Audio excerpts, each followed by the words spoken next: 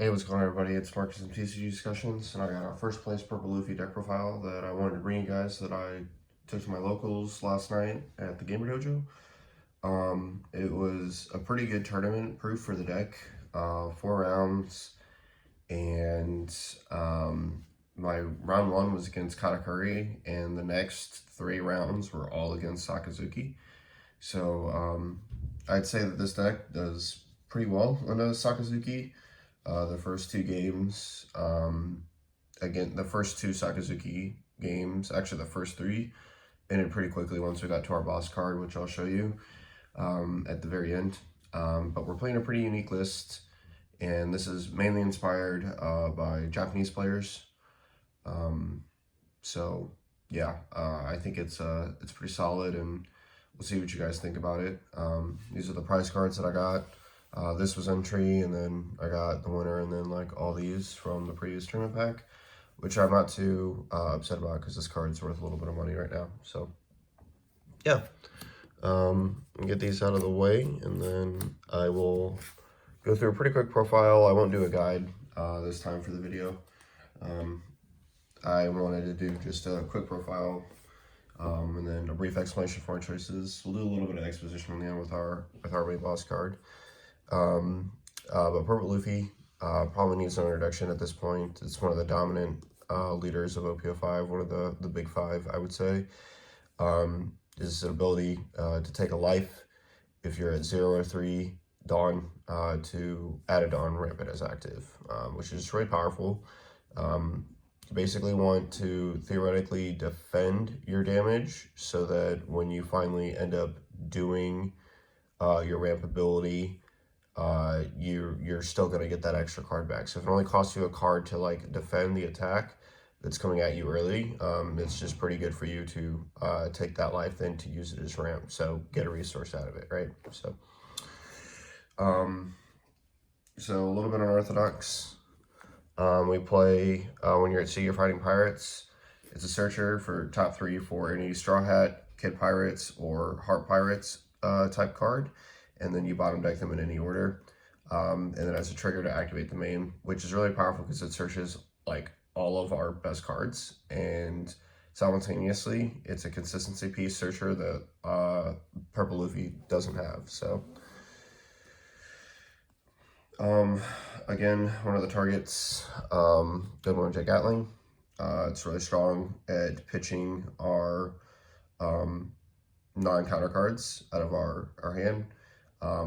And this card in particular, if you just don't have time to play it and Jack Owling's in there, it's pretty good. And it also has a trigger to add up to 1 Dawn as active, which is pretty good. It's helpful for ramp. For Kid, Kid needs no introduction. It's also searchable off of the event. For Law, again, a card that needs no introduction, also searchable off the event. Then we've got Usahachi, searchable 2K, Dawn X1 when attacking. You can rest a 4 less if you have 8 or more Dawn. And then Fuller Fernosuke, same thing, Dawn X1. This card gains rush if you have 8 or more Dawn. Actually, this card won me my final game against Sakazuki. Came down to a 1K. I was able to go, I had Kaido on board. I played it in a previous turn, and then I swung 7 with lead, played this, swung 7 with this card, and then swung 10. Ended up winning the game. And then for Zorjiro, this is probably the weakest card of the night because I ran into Sakazuki, which I imagine you will run into a lot. Zorjiro does not have the ability to like really survive against Sakazuki, which is unfortunate. But all that to say, against yellow or decks that cannot remove this card very early, it's a pretty strong card. And again, another searchable piece off of this. So as you can see, a vast majority of our deck is very searchable by this card. And we're not quite done yet, at least for the searchable pieces. I'll slide these over here. For tech cards, we play 2 Sheep's Horn. This card is the closest thing to the Alba Jambe that we can get for the deck. You'll see what I'm talking about, but this card is pretty good. Activate main, Dawn -1. Rest up to one of your opponent's cards with a cost of 6 or less, which is just massive. This means it can hit Salvo Blocker and some other things with Kid on the board. It's basically a 1-cost card, which is really, really powerful. So, yeah, I like it a lot. I'm going to slide it up here for a little combo that I will show you later. And then we've got our 4 Queen. One good purple Luffy without Queen. He's a very expensive piece of the deck, but a very necessary piece. He is extra draw and filter. Get some of those bricks out of your hand and simultaneously give you the ability to have this very strong 5 for 6 blocker. I love playing him and Kid at the same time at 10 Dawn. It just feels incredible.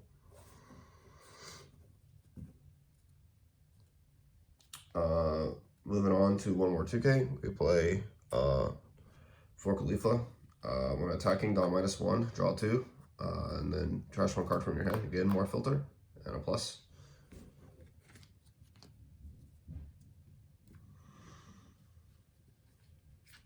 And then we've got the gold standard for purple Luffy, for Poly, for Magellan. This is these 2 cards are pretty nuts. If I'm honest with you, I saw Magellan. I saw 2 of them against Katakuri in round 1, which is just completely backbreaking for them.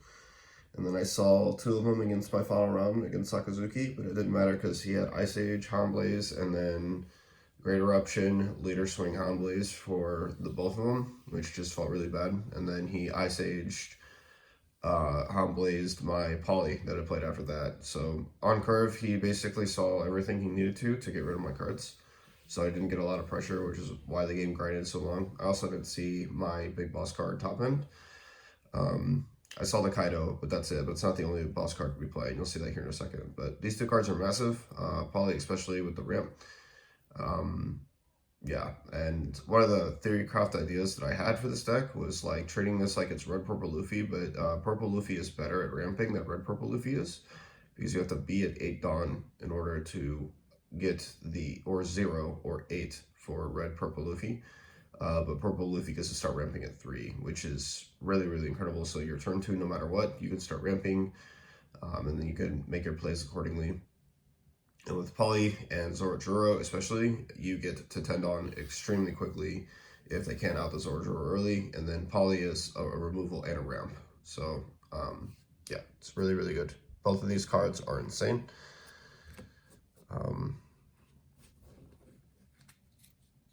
And then to the final cards of our top end, we play 1 Kaido, and then we play 3 Gear 5 Luffys.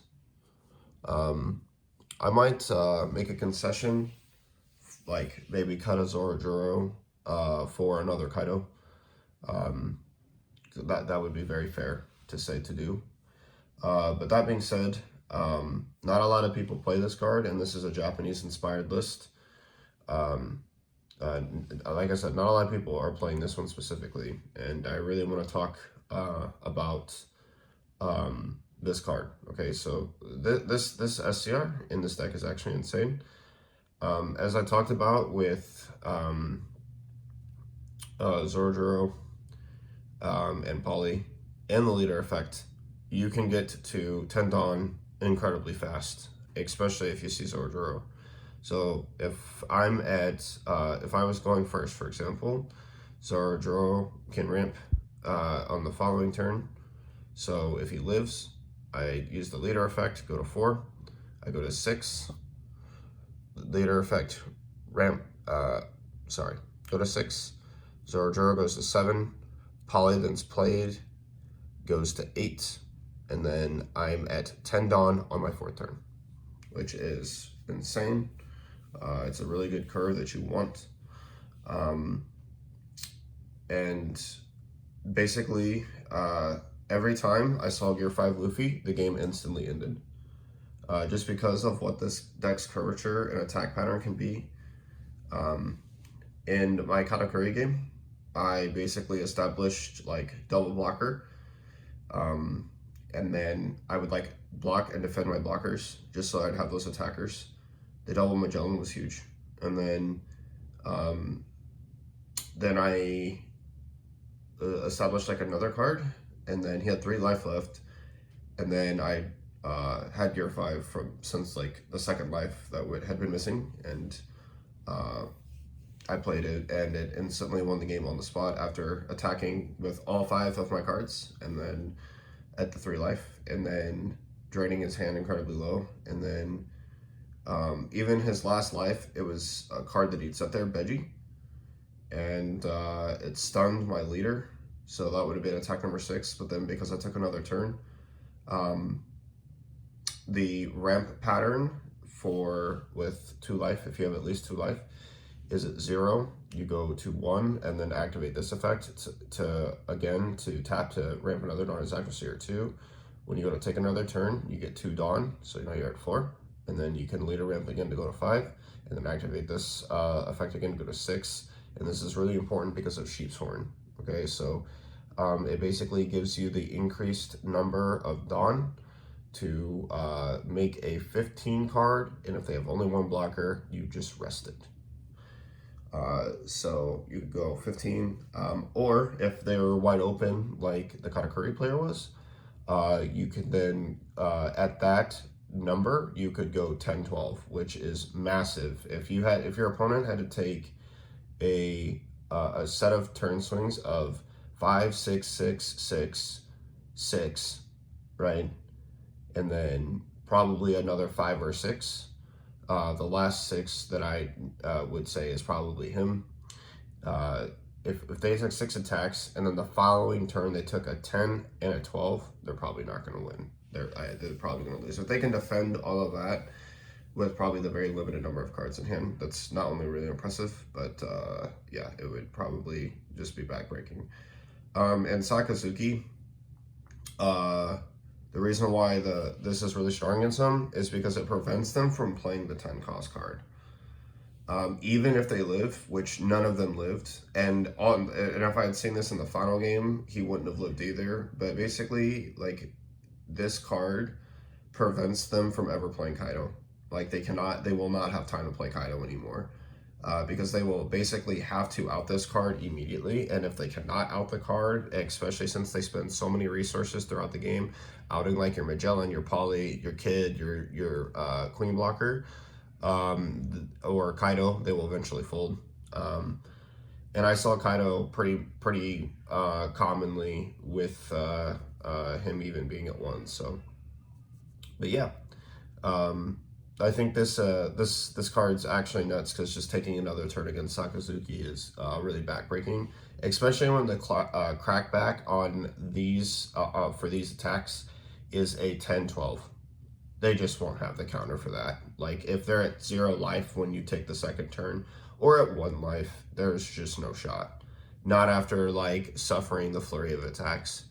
The only way that I could really conceive them winning the game is if you had to do this like raw right away with nothing on board and they had like 1 or 2 life, they might be able to defend that.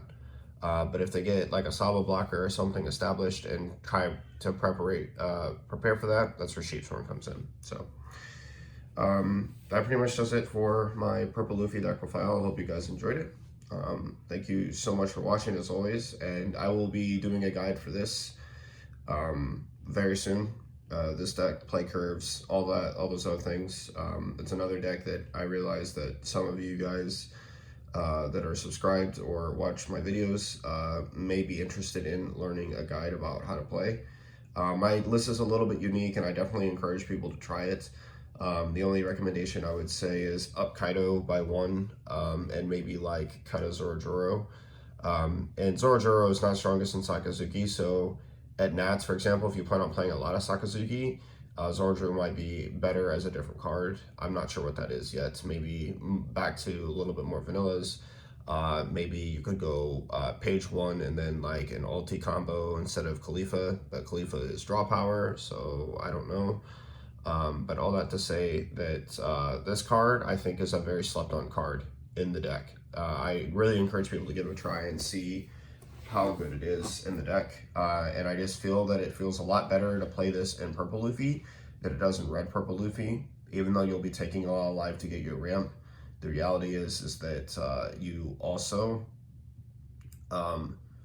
get this it just this more consistent way to get to your Dawn and see your cards and use your life as a resource and a defense. It just feels a lot better in this deck. I don't know. So that pretty much does it for this one, and I will see you guys in the next one. This is Marcus from TCG Discussions signing off. Laters.